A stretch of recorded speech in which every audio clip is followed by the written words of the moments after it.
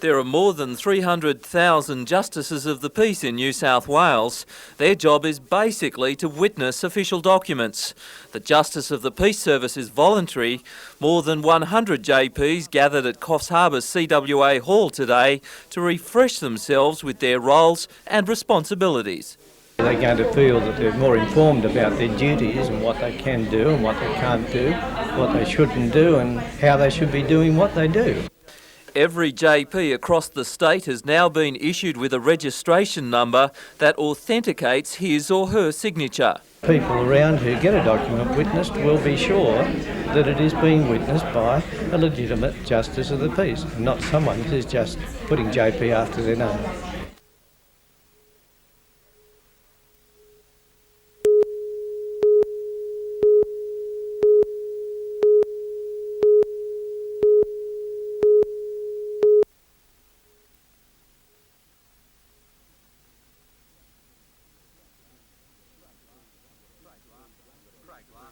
Craig Larson has a 5th degree black belt in freestyle Zendu Kai.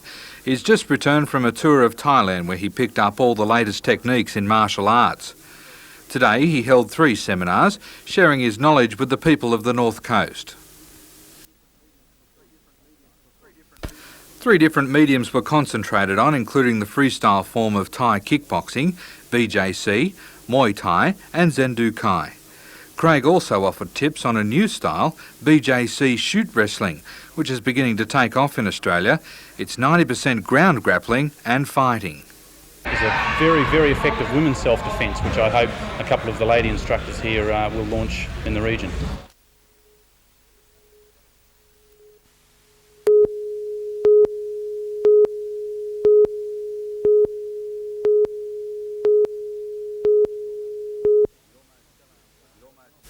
The almost sell-out crowd was confident the Falcons would continue where they left off from last week's win. Terry Dozier led the way and showed why he shouldn't be left alone. But the Falcons' thunder was coming from Paul Kuiper. He recorded his 2,000th career point and hardly missed a basket all night. The same could be said for Melbourne's Andrew Gaze. Gaze displayed all the reasons why he is one of the league's biggest money earners and why he has become an enormous crowd puller. Melbourne didn't mind throwing a loose arm. Kruger felt it first. Next flat on his back was Harvey. But by the end of the 4th quarter, Kruger had had enough and exchanged words with Copeland. In all cases, the referees failed to take any action. Although they lost, the Falcons are still sitting on 3rd place.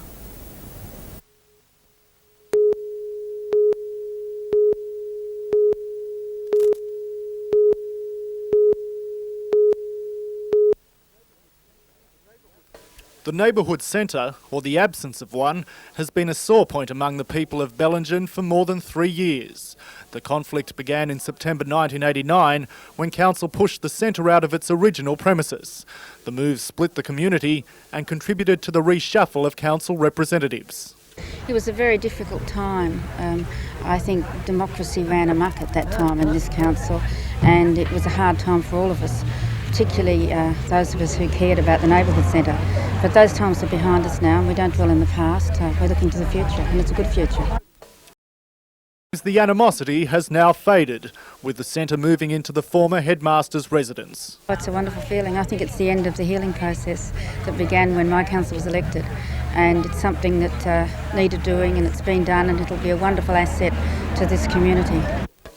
The new look building has been extended and upgraded at a cost of $72,000, and the community is only too happy to have the centre back. I think that the whole community came out behind the neighbourhood centre. I don't think anybody will ever forget the day that all the business houses closed their doors as a statement of support, and it meant a great deal to all of us and to the neighbourhood centre.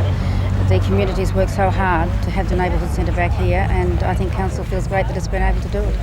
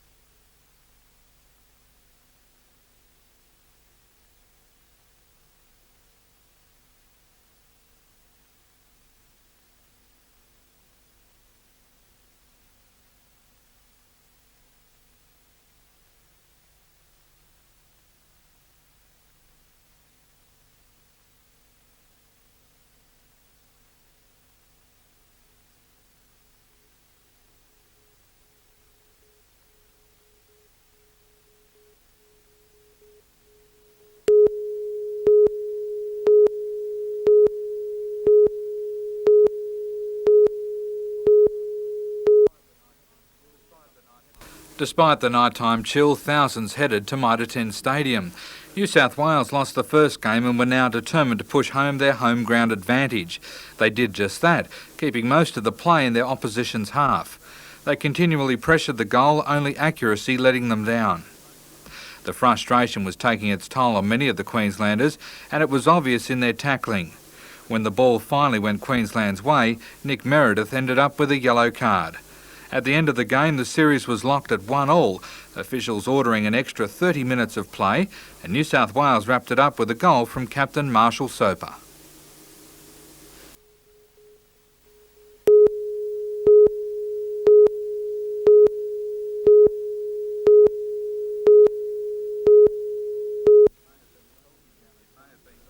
It may have been pelting down at times, but it only seemed to increase the fun for many of the younger competitors. 2-year-old Ashley Bates from Sawtell needed a helping hand from mum to get started, but from there she was all speed. The hills appeared to be mountains for the under-5s, but when it looked impossible there was always a helping hand nearby. The three-wheelers found the wet track particularly slow, but they battled on. Traction was sometimes a problem and there were plenty of spills. Nearly 400 hopefuls took part in today's races, trying to qualify for a start in the state championships to be held at Maitland over the October long weekend. For those who miss out qualifying today, they'll get a second chance at another meeting in a few weeks' time.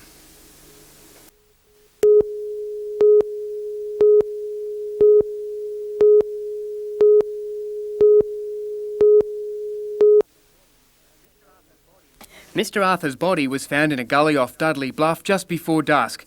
The rescue helicopter assisted police working on the recovery in rugged terrain. The search for Barry Arthur began when he didn't come home from a party at Adamstown Heights a week ago. His clothes and wallet were found on the veranda of a nearby house. Sightings of Mr Arthur last weekend led police to believe he'd been attempting to walk to his home at Blacksmiths. Searchers scoured the route. Mr Arthur's mother made a plea for help. A post-mortem examination on the body will be carried out tomorrow. A coroner's report should also confirm if another body found on Brisbane Water near Gosford is that of Blair Horsnell, a 16-year-old missing for 2 weeks after a camping trip with friends. It's believed the teenager, prone to sleepwalking, wandered away from a small island near Saratoga. A police helicopter and divers made several unsuccessful searches of the area. A volunteer coastal patrol launch recovered the body off Point Clare yesterday morning.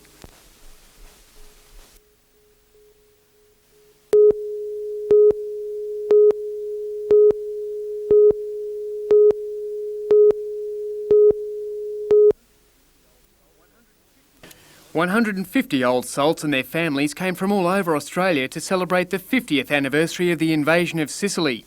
It was the beginning of the Allies' push back into Europe, and 8 small Australian Corvette-class warships were there. Despite air attacks and operating in heavily mined Mediterranean waters, the Corvette contingent came through virtually unscathed. There are only 700 of us all together, and we did not have one fatality or one casualty. There was plenty of catching up to be done during the weekend's get-togethers at Wollombi and Cessnock, and from there the reunion's itinerary reads, depart for unknown ports, sherries, schooners and so on.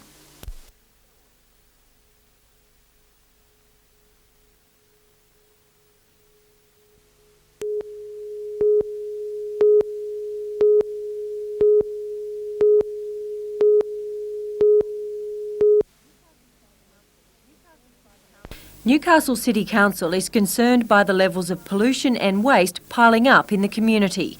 Its suggestion is to introduce a tyre deposit scheme plus a similar one for plastic, aluminium and glass containers. Pay a deposit, so much a tyre, so much a can, and you get that money back when you deposit the tyre there.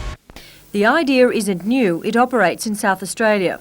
The Lord Mayor says the money raised from the scheme could go towards disposing of the product. He adds it would use existing infrastructure. You take it back to the shop where you bought it and you get your money back. They'd keep the bottle and they'd recycle it. What we'd have to do is arrange to pick them up from the people who collect them. It means that they're no longer dumped all over the place. There's an incentive even for children to collect them. Implementing the scheme would require state legislation. State government regulations control packaging and all that sort of thing, but we are left with the results to get rid of. Council also wants the federal government to increase legislation requiring the newsprint industry to use ink in magazines and newspapers, which is less toxic and more easily removed from the paper. It's believed this would encourage recycling and make the process cheaper. The Lord Mayor says Newcastle Council intends to discuss the idea and nurture support from other local authorities during the local government conference to be held in Newcastle later this year.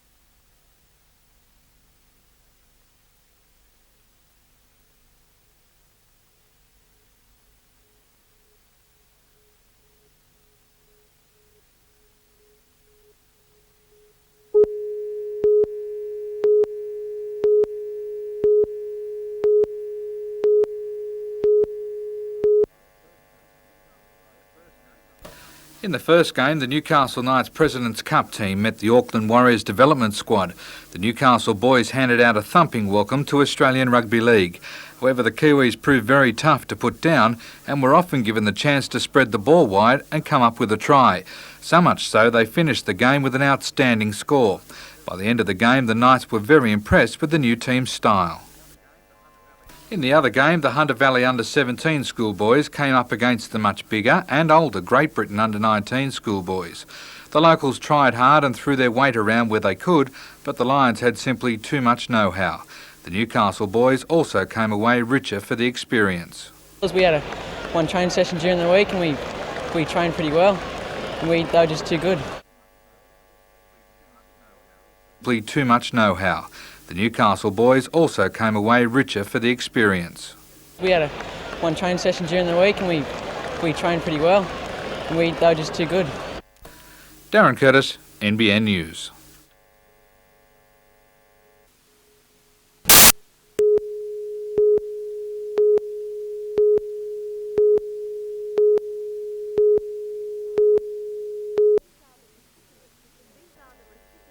These are the recipients of the Mayor's Citizens Award. They were nominated during 1992 for their commitment to the community.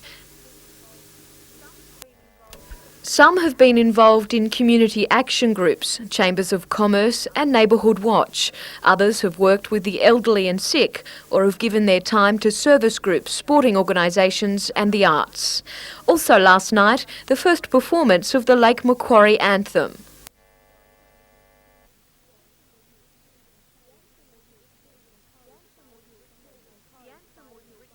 The anthem was written and composed by Bill Turner and performed by the Welsh Choir. I feel very strongly about this area all over. Newcastle, Lake Macquarie, Port Stephens, this is the most beautiful area. This is the jewel in the crown, I mean it.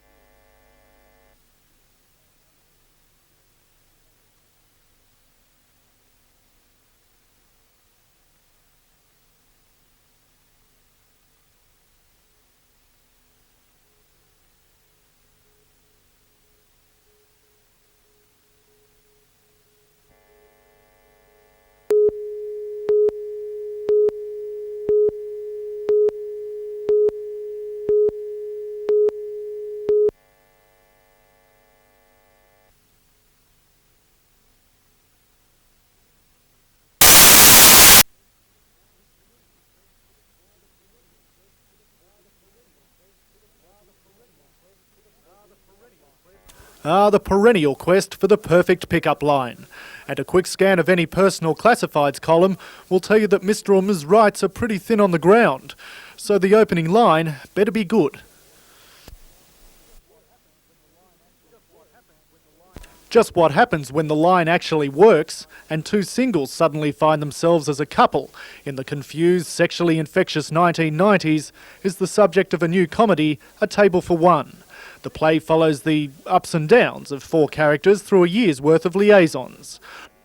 Writer and director Claire Haywood says she hasn't taken the subject of sexual politics lying down.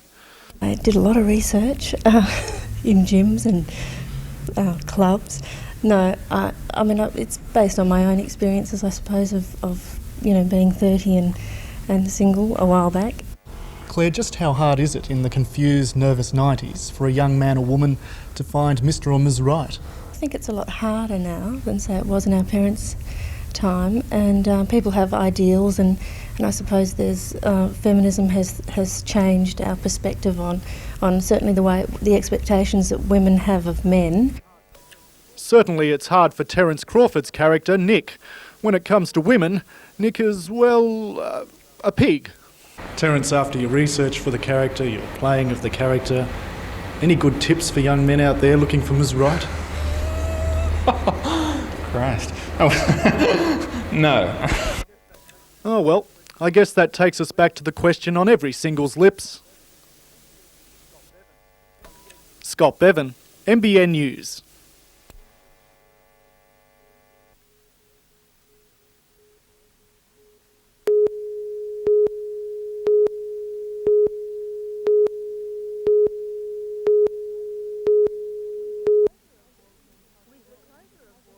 With the closure of Wallsend Hospital and the casualty unit at the Royal, the John Hunter's role has changed since it was first conceived. The hospital has only been open for 2 years. Even so, $1 million is going to be spent ripping out the existing emergency unit and rebuilding it. A lot has changed in our health system since then, and a lot has changed in the community since then, and the demands have far exceeded the original expectations. The change has been recommended following a review of the hospital. Boss Lyndon Says says a new design for the unit still needs to be worked out. Director of the Emergency Department, Dr Richard Van Tempest, has welcomed the report's finding. He would like the department opened up so the medical staff can keep an eye on patients from a central point. He also believes a separate resuscitation area is required. He says a new design is unlikely to reduce waiting lists, but it should improve the way the department operates. It will enable the staff to function more efficiently and certainly deal with the seriously ill more effectively. Dr Van Tempest believes waiting lists would be shortened if people who are less seriously ill went to general practitioners rather than the emergency department, a recommendation emphasised by the report. Jane Anderson, NBN News.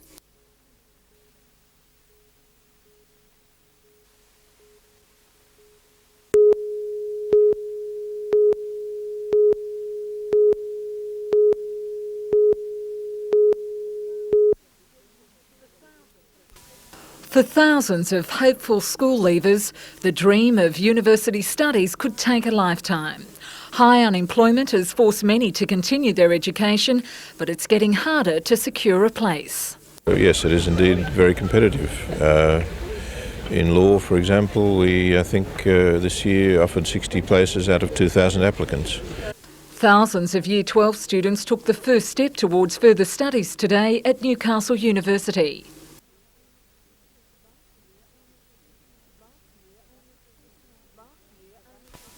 Last year, only 39% of available new places were allocated to school leavers. If that sounds low to you, well, you should know that our percentage was the highest of any New South Wales university, and we're in fact going to get a pat on the back from the government for it.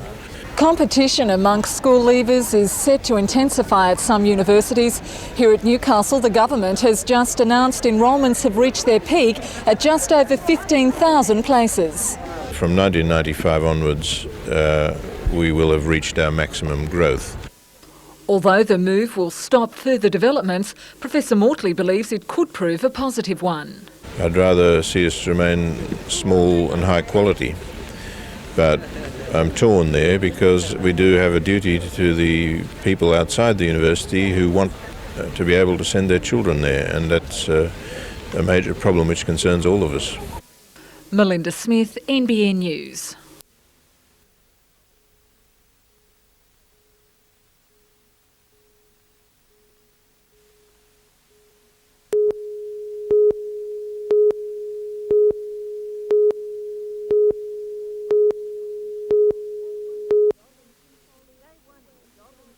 Day one in the job and Jim Foley is still wearing his old cap as coach of Highfield's Azzurri, something he plans to continue doing until the end of Highfield's season.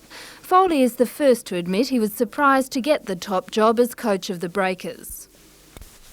Obviously it came as a complete surprise because I wasn't expecting to be the successful applicant.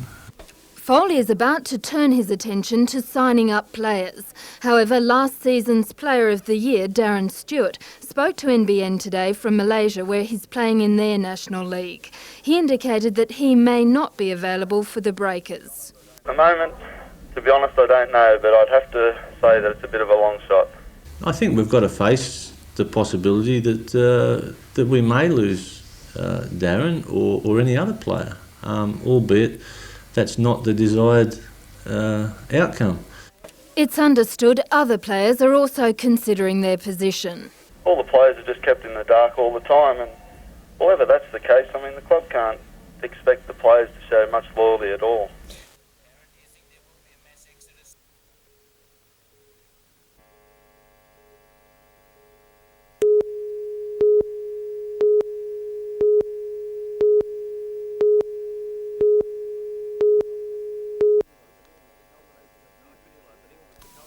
The official opening was the culmination of 9 years of talk and fundraising.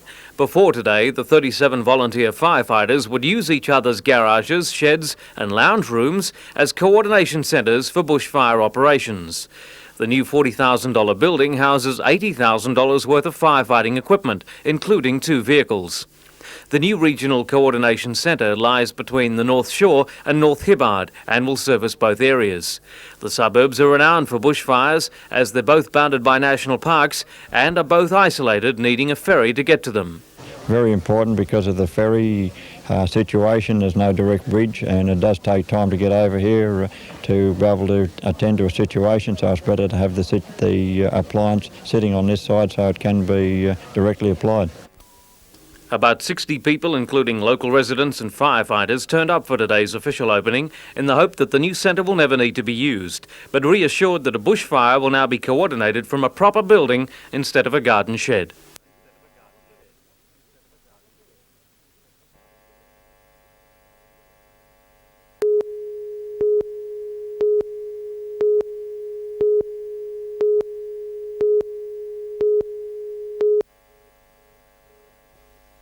A crowd of up to 500 turned out at the Hastings Regional Stadium for the showdown. It didn't take long for the sparks to fly in the match. Defending premiers and current competition leaders, Port Macquarie RSL board riders quickly controlled the game.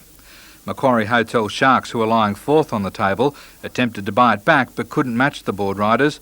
Macquarie Hotel brothers Jason and David Morrison were sent off for a suspected spear tackle. Board riders lock Dave Antilla was also lucky not to be sent off after being sin-binned twice for misconduct. With 6 games remaining in the Hastings Group 3 Saturday League, both the Sharks and board riders look like making it into the top 5. Next weekend, Port Macquarie RSL play Kendall and Macquarie Hotel meet Lake Cat-Eye Raiders.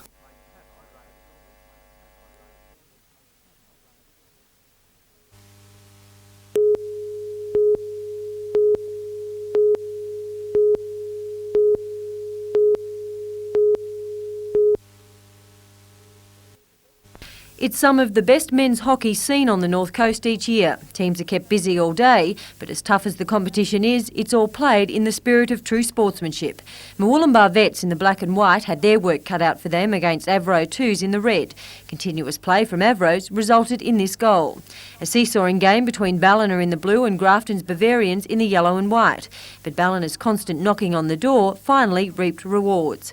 The Murwillumbah Vets then went up against Chatham in the purple shorts. Despite this unsuccessful penalty corner by Murwillumbah, the Vets soon recouped some disciplined play, leaving only Chatham's keeper to beat.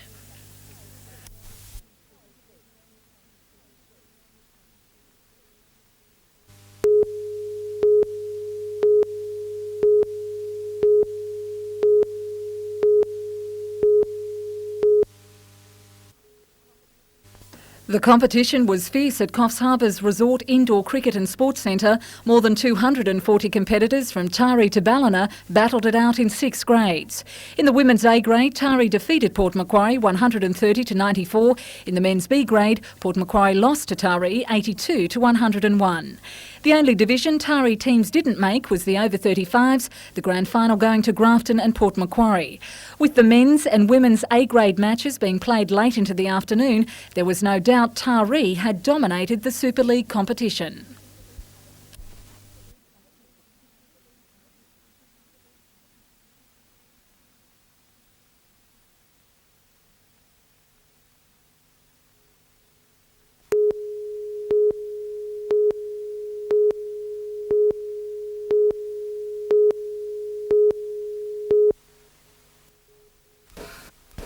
The sun was the first cars were being flagged away. 130 crews started today's event and they've spent most of the day in their machines covering the 470-kilometre course. The circuit is one of extremes.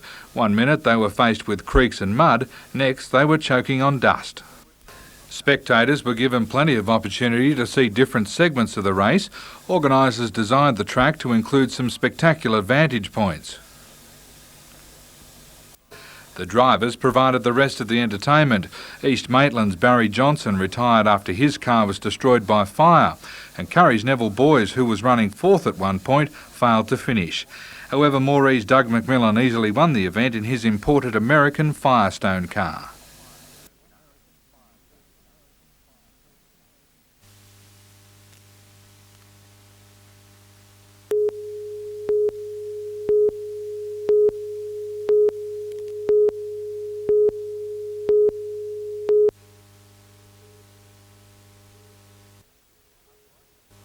Unlike the production Liza Minnelli starred in, there will be no Oscar Award winners amongst the cast of this show. But that doesn't mean it's any less entertaining. The Newcastle-based theatre group has put its heart and soul into rehearsing their sometimes cheeky rendition, perfecting every tune and step. Cabaret is the story of Sally Bowles, an American girl caught up in the phony glitter and glamour of pre-war Berlin. Played by Suzanne Adamson, Sally's singing skills are said to be more developed than her morals.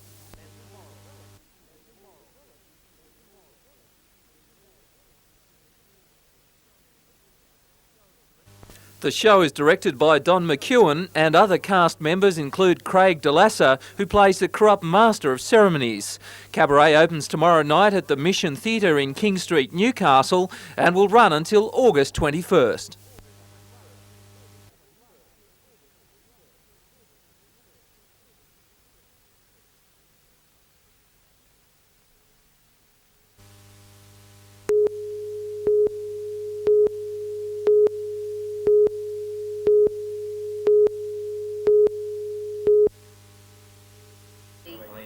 A world first in ergonomic control.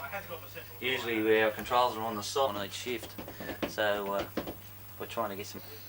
The brake valve is a 30 CVW brake valve. Pull out an emergency. To cut it out, you just go like that. Very simple. Town and country horn, which you've seen before. Pressure light. Brake and pressure light will be red.